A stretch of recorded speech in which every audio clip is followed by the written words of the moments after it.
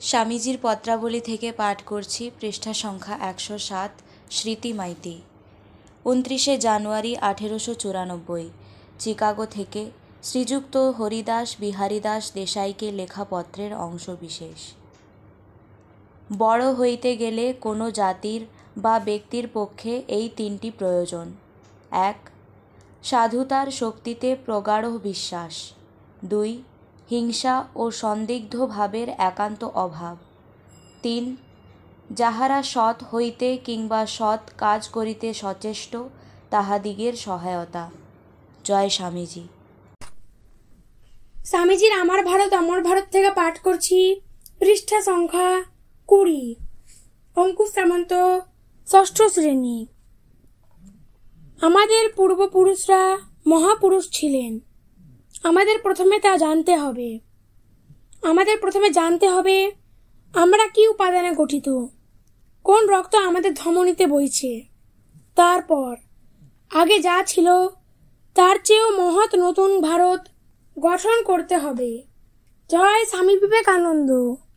স্বামীজির আমার ভারত অমর ভারত থেকে পাঠ করছি সৌমিকা দাস, নবম শ্রেণী, পৃষ্ঠা সংখ্যা 86। কর্মের ফলে যদি তোর দৃষ্টি না থাকে এবং সকল প্রকার কামনা বাসনার পারে যাবার যদি তোর একান্ত অনুরাগ থাকে, তাহলে ওইসব সৎ কাজ তোর কর্মবন্ধন মোচনেই সহায়তা করবে।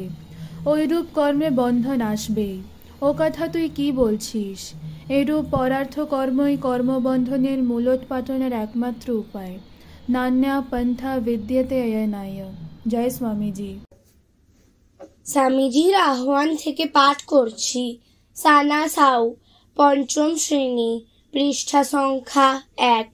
আমি চাই এমন লোক যাদের পেশি সমূহ লৌহের ন্যায় দৃঢ় ও স্নায়ু ইস্পাত নির্মিত, আর তার মধ্যে থাকবে এমন একটি মন যা বজ্রের উপাদানে গঠিত। বীর্য, মনুষ্যত্ব, ক্ষাত্রবীর্য, ব্রহ্মতেজ। জয় স্বামীজি। স্বামীজির আমার ভারত অমর ভারত থেকে পাঠ করছি সুহৃদ সামন্ত, একাদশ শ্রেণী, পৃষ্ঠা সংখ্যা 45। মাথায় কতগুলো তথ্য ঢুকিয়ে দেওয়া হলো। সেগুলো হজম না হয়ে চিরকাল এলোমেলো বিশৃঙ্খলভাবে সেখানে ঘুরপাক খেতে লাগলো। একে শিক্ষা বলে না। বিভিন্ন চিন্তা রাশিকে এমনভাবে নিজের করে নিতে হবে যাতে আমাদের জীবন এবং চরিত্র গড়ে ওঠে। মানুষ তৈরি হয় যদি কেউ 5টা ভাব হজম করে জীবন ও চরিত্র ওইভাবে তৈরি করতে পারে, তবে যে মানুষটি একটা গোটা লাইব্রেরি মুখস্থ করে বসেছে তার চেয়েও সে বেশি শিক্ষিত বলতে হবে। শিক্ষা বলতে যদি শুধু তথ্য সংগ্রহ বোঝায়, তবে তো লাইব্রেরিগুলি জগতের শ্রেষ্ঠ জ্ঞানী, বিশ্বকোষগুলি একজন ঋষি। জয় স্বামীজি। স্বামীজির আমার ভারত অমর ভারত থেকে পাঠ করছি রিমি মল্লিক, ষষ্ঠ শ্রেণী, পৃষ্ঠা সংখ্যা 93। আমরা জীবন্ত ঈশ্বরকে পূজা করতে চাই। আমি সারা জীবন ঈশ্বর ছাড়া আর কিছুই দেখিনি। তুমিও দেখনি। এই চেয়ারটাকে দেখতে হলে তোমাকে প্রথমে ঈশ্বর দেখতে হয়, তারপর তারই ভেতর দিয়ে চেয়ারটিকে দেখতে হয়। তিনি দিনরাত জগতে থেকে আমি আছি বলছেন। যে মুহূর্তে তুমি বলো আমি আছি, সেই মুহূর্তেই সেই সত্তাকে জানছ। কোথায় আমরা ঈশ্বরকে খুঁজতে যাব যদি আমরা তাকে আমাদের হৃদয় সমস্ত প্রাণীর ভিতরে না দেখতে পাই? জয় স্বামীজি। স্বামীজির আমার ভারত অমর ভারত থেকে পাঠ করছি আস্থা চৌধুরী, ষষ্ঠ শ্রেণী, পৃষ্ঠা সংখ্যা 86। শ্রীকৃষ্ণ কেমন জানিস?